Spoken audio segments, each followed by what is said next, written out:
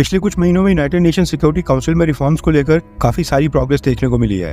Veto power को लेकर intergovernmental negotiations अब काफी तेज हो गई हैं, क्योंकि अब दुनिया के कई सारे देश इन 5 परमानेंट देशों से काफी तंग आ गए हैं। यूएन सिक्योरिटी काउंसिल का गठन ही ग्लोबल सिक्योरिटी के लिए किया गया था, अलग अलग देशों के बीच में युद्ध रोकने के लिए किया गया था। काउंसिल का काम था कि इस चीज को सुनिश्चित करना कि किसी भी युद्ध में मासूम लोगों की जान न जाए, इंटरनेशनल वॉर क्राइम्स न हो। लेकिन सिक्योरिटी काउंसिल के 5 ठेकेदार, जिनके पास वीटो जैसा इतना बड़ा ब्रह्मास्त्र है, वो ये सुनिश्चित करने में अभी तक पूरी तरह से फेल साबित हुए हैं। रशिया यूक्रेन वॉर या फिर इजराइल फलस्तीन वॉर को अगर हम साइड पर भी रखें, आज की डेट में सिक्योरिटी काउंसिल छोटे छोटे देशों के युद्धों को भी रुकवाने में फेल साबित हुई है।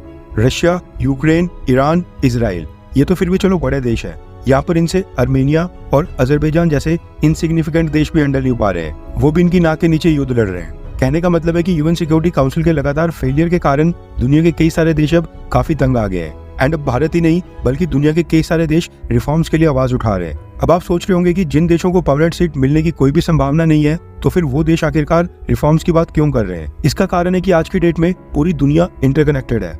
रशिया यूक्रेन वॉर हुआ था, उसके बाद पूरी दुनिया में क्रूड ऑयल और नेचुरल गैस की कीमतें बढ़ गई हैं। फूड क्राइसिस देखने को मिला, खाने पीने की चीजें पूरी दुनिया में महंगी हो गई हैं। अब जब इजराइल ने हमास के ऊपर हमला किया है, तो यहाँ पर यमन के हूती विद्रोहियों ने रेड सी में कार्गो शिप्स के ऊपर अटैक करना स्टार्ट कर दिया है, जिसके कारण दुनिया के सारे शिपिंग रूट्स पूरी तरह से डिस्टर्ब हो गए हैं और शिप्स को अब अफ्रीका के नीचे से होकर लंबा रूट लेना पड़ता है। लंबा रूट यानी ज्यादा दिन और ज्यादा फ्यूल, जिसकी वजह से चीजें काफी महंगी हो रही हैं और छोटे छोटे देशों का भी इंपोर्ट बिल कई बिलियन डॉलर्स बढ़ गया है। इसलिए कई सारे छोटे छोटे देश भी अब सिक्योरिटी काउंसिल से काफी तंग आ गए हैं और चाहते हैं कि सिक्योरिटी काउंसिल में जल्दी रिफॉर्म्स हो और एक नया सेटअप आए जो इन सारे वॉर्स को रोकने में सक्षम हो। दरअसल सिक्योरिटी काउंसिल में रिफॉर्म्स को लेकर यूनाइटेड नेशंस में इंटरगवर्नमेंटल नेगोशिएशन स्टार्ट हो गई है, जिसमें सभी देश सुझाव दे रहे हैं कि नई सिक्योरिटी काउंसिल में क्या क्या चेंजेस होने चाहिए, क्या बदलाव आने चाहिए। अब ऑब्वियस है कि टर्की, पाकिस्तान या चाइना, ये देश तो बिल्कुल नहीं चाहेंगे कि भारत को परमानेंट मेंबर बनाया जाए। इसी को लेकर भारत के विदेश मंत्री जयशंकर सर की एक स्टेटमेंट आई है।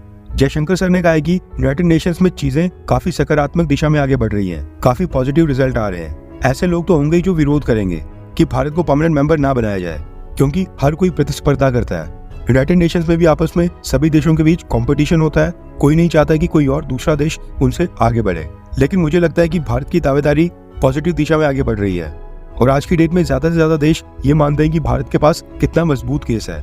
अब जब यूनाइटेड नेशंस में रिफॉर्म की चर्चा स्टार्ट हुई, तो इसमें कई सारे देशों ने गुट बना लिया है, जो कि अलग अलग चीजों का सुझाव दे रहे हैं और अलग अलग डिमांड्स रख रहे हैं। कुछ देशों ने कहा है कि यूएन सिक्योरिटी काउंसिल में परमानेंट मेंबर्स की संख्या सेम रखी जाए और बस नॉन परमानेंट मेंबर्स की संख्या को बढ़ाया जाए, जबकि कुछ देश कह रहे हैं कि परमानेंट मेंबर्स की संख्या को भी बढ़ाया जाए, लेकिन उनको वीटो पावर नहीं दी जाए, क्योंकि वीटो पावर का मिसयूज और भी बढ़ जाएगा। पहले ही 5 परमानेंट मेंबर्स सिक्योरिटी काउंसिल में मुश्किल से कोई प्रस्ताव पास होने देते हैं और वीटो कर देते हैं। इसके अलावा इंटरगवर्नमेंटल नेगोशिएशंस में कुछ देश तो ऐसे भी हैं जो मांग कर रहे हैं कि वीटो पावर को पूरी तरह से खत्म कर दिया जाए, यानी कि वीटो पावर किसी के पास भी नहीं होनी चाहिए, और अगर होनी चाहिए तो वीटो पावर को लेकर भी मेजॉरिटी वोटिंग का कंसेप्ट लाया जाए। लेकिन ये चीज वो देश मांग कर रहे हैं जिनको पता है कि उनको परमानेंट मेंबर तो बनाया जाएगा नहीं। अब आप सोचिए कि बिना वीटो पावर के परमानेंट मेंबर बनने का क्या ही फायदा। अब जो यूनाइटेड नेशंस के अंदर ये सारी इंटरगवर्नमेंटल नेगोशिएशन चल रही है, इनमें हमारी यूनाइटेड नेशंस में permanent representative Ruchira Kamboj ma'am Bharat को रिप्रेजेंट कर रही हैं और उन्होंने भारत का वहां पर पक्ष रखा है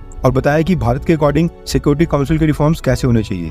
अब क्योंकि रुचिरा काम्बोज मैम भारत को रिप्रेजेंट कर रही थी, इसलिए हम बात करेंगे कि भारत ने क्या बोला। भारत ने कहा है कि यूएन सिक्योरिटी काउंसिल में सही मायनों में रिफॉर्म्स तभी होंगे जब परमानेंट और नॉन परमानेंट दोनों की कैटेगरी की सीट्स को बढ़ाया जाएगा, तभी यूएन सिक्योरिटी काउंसिल को और भी लेजिटिमेट, रिप्रेजेंटेटिव, रिस्पॉन्सिव और इफेक्टिव बनाया जा सकता है, वरना रिफॉर्म्स करने का कोई भी फायदा नहीं होगा और फिर से सभी देश रोएंगे कि यूएन सिक्योरिटी काउंसिल युद्ध रोकने में फेल साबित हो रही है। भारत ने कहा कि नई सिक्योरिटी काउंसिल ऐसी होनी चाहिए जहां पर डेवलपिंग कंट्रीज और अनरिप्रेजेंटेटिव रीजन्स जैसे कि अफ्रीका, लैटिन अमेरिका, एशिया और पैसिफिक का काफी सारा रीजन, इन सब की भी वहां पर प्रॉपर रिप्रेजेंटेशन होनी चाहिए। ये भी टेबल के ऊपर बैठे और इनको भी जगह मिले, जो कि इनका अधिकार है। इसके लिए सिक्योरिटी काउंसिल में परमानेंट और नॉन परमानेंट दोनों कैटेगरीज की एक्सपेंशन होना अनिवार्य है। भारत ने कहा कि हम इस चीज को समझने में फेल हो रहे हैं कि अगर एक ही कैटेगरी को एक्सपेंड किया गया, यानी बस नॉन परमानेंट मेंबर्स को ही बढ़ाया गया, तो ये नई मेंबरशिप में मेजॉरिटी देशों के लिए पूरी तरह से अनडेमोक्रेटिक होगा, यानी हम किसी तरह से माइनॉरिटी वाले देशों के होस्टेजेस बनकर रह जाएंगे।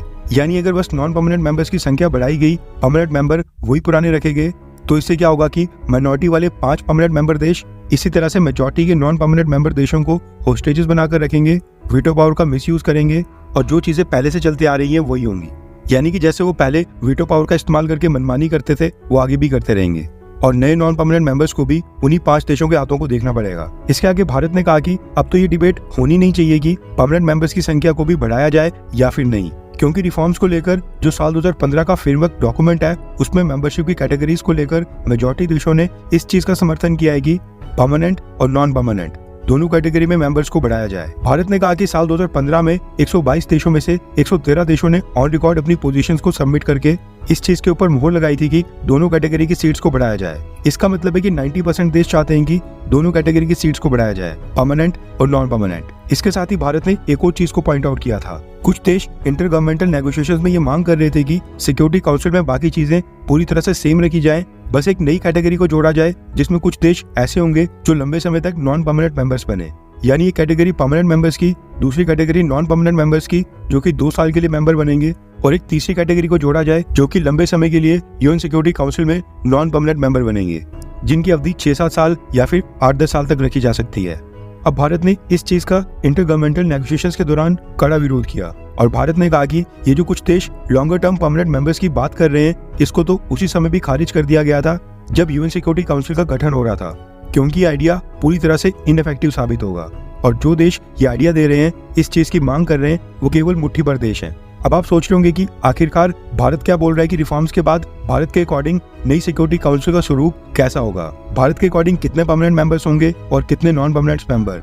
इसको लेकर जो भारत ने G4 ग्रुप बनाया है उसमें भारत के साथ ब्राजील, जर्मनी और जापान है। ये चारों देश परमानेंट सीट की मांग कर रहे हैं, वो भी वीटो पावर के साथ। भारत ने इन चारों देशों के साथ मिलकर इंटर गवर्नमेंटल नेगोशिएशंस में एक ड्राफ्ट सबमिट किया है।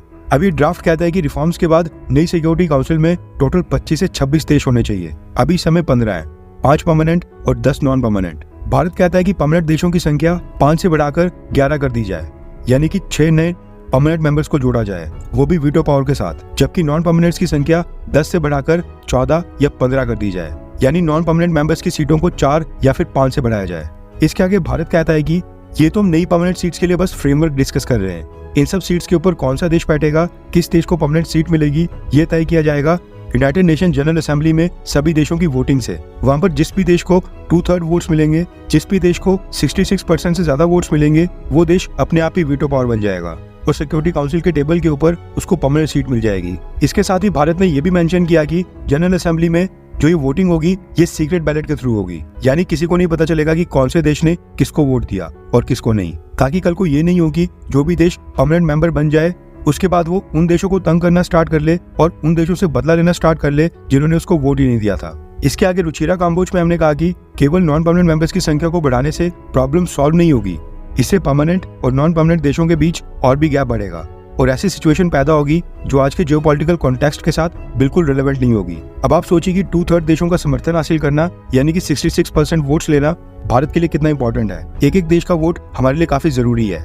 बस यही कारण है कि मालदीव जैसे छोटे छोटे देश भी वोटिंग में भारत के लिए काफी इंपॉर्टेंट हो जाते हैं। और जब इजराइल और हमास के बीच में युद्ध होता है तो भारत फलस्तीन की भी बात करता है, क्योंकि भारत को कई सारे मुस्लिम देशों का भी वोट चाहिए। इनका वोट भी वही ताकत रखता है जो एक बड़ा देश अमेरिका का वोट रखता है। बस यही कारण है कि भारत सरकार ग्लोबल साउथ की बात करती है, अफ्रीका को G20 देशों में शामिल करवाती है, लैटिन अमेरिका के देशों को सपोर्ट करती है, इजराइल फलस्तीन युद्ध में 2 स्टेट सॉल्यूशन की बात करती है। इसके अलावा भारत की सरकार अफ्रीकन देशों को फ्री में वैक्सीन देती है और जब कोई देश मुसीबत में आता है तो उसके लिए हमारी सरकार ह्यूमैनिटेरियन एड और मेडिकल असिस्टेंस सबसे पहले भेजती है, क्योंकि परमानेंट मेंबरशिप के लिए जब यूएन जनरल असेंबली में वोटिंग होगी इन सब देशों को याद आएगा कि भारत ने इनके लिए क्या क्या किया है, फिर वो खुशी खुशी से भारत के पक्ष में वोट करेंगे। खैर, अगर आप यहाँ तक वीडियो देख रहे हैं तो इसका मतलब है कि आपको हमारी वीडियोस काफी पसंद आती हैं। आपसे बस एक ही रिक्वेस्ट है कि आप जब भी हमारी वीडियोस देखें उनको सबसे पहले लाइक जरूर करें।